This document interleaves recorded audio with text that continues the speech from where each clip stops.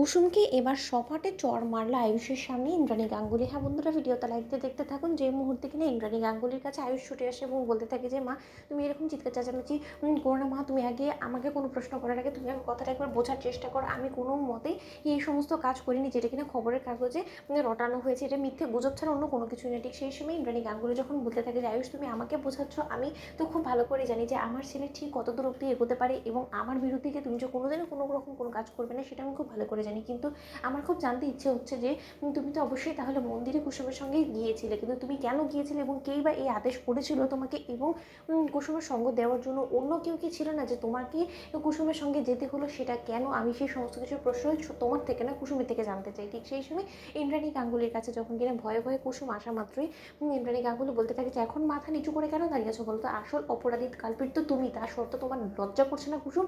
আজকে তোমার কারণে এত বড় একটা ব্লান্ডার হয়েছে। আজকে আমার আয়ুষকে নিয়ে গোটা চন্দননগরে ছিচি পড়ে গিয়েছে। এই সমস্ত কিছু হয়তো বা হতো না যদি না তুমি আয়ুষকে সঙ্গে করে নিয়ে যেতে। আয়ুষকে সঙ্গে করে তুমি কেন নিয়ে গিয়েছো এবং কেনই বা তুমি সেই মন্দিরে গিয়েছিলে বলো? ঠিক সেই সময় এই কথা বলা মাত্র আয়ুষ যখন বলতে থাকে যে মা, ও তো আমার ভালোর জন্যই গিয়েছে, ও আসলে আমার সুস্থতার জন্য একটা মানত করেছিল এবং সেটার জন্যই ও রীতিমতো পুজো দিতে যাচ্ছিলো এবং তখন আমার মনে হলো যে ও বেচারি একা রোদে পুড়ে যাবে, তাই আমি ওর একটু সঙ্গ দিই। ঠিক সেই সময় কথা বলা মাত্রই ইন্দ্রাণী গাঙ্গুলি যখন আয়ুষকে বলতে থাকে যে আয়ুষ, প্রশ্নটা আমি যাকে করছি তাকে উত্তরটা দিতে দাও, বলো কুসুম।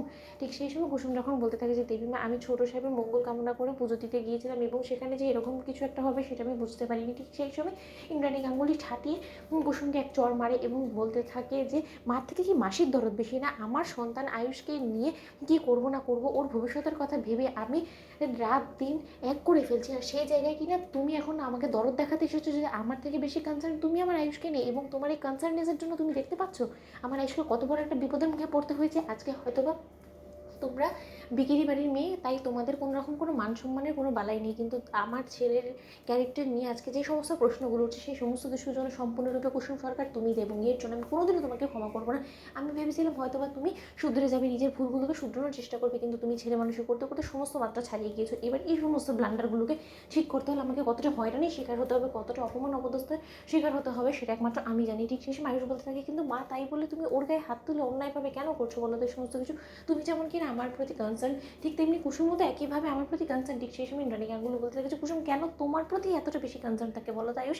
আজই হোক না কেন কুসুম তো তোমার ব্যক্তিগতভাবে কেউ হয় না, তোমার সঙ্গে তো ওর একা কোনো রকম কোনো সম্পর্ক নেই। ও আমাদের পরিবারের ভালোর কথা ভেবে ও যদি কোনো কিছু করে সেটা আলাদা জিনিস, কিন্তু আলাদা করে ও তোমার জন্য কেনই বা কোনো কিছু করতে চাবে সেটা আমি কোনো মতে বরদাস্ত করবো না। কারণ আয়ুষ্মান গাঙ্গুলির মা এখনও মরে যায়নি কুসুম সরকার, সেই জিনিসটা তুমি মাথায় রেখো। তাই এখন থেকে আমার ছেলের ভবিষ্যতের জন্য যেটা ভালো মনে হবে সেটা আমি করবো, তুমি নয়তো। বন্ধুরা লাইক এবং শেয়ার করো, সাবস্ক্রাইব করতে ভুলো না।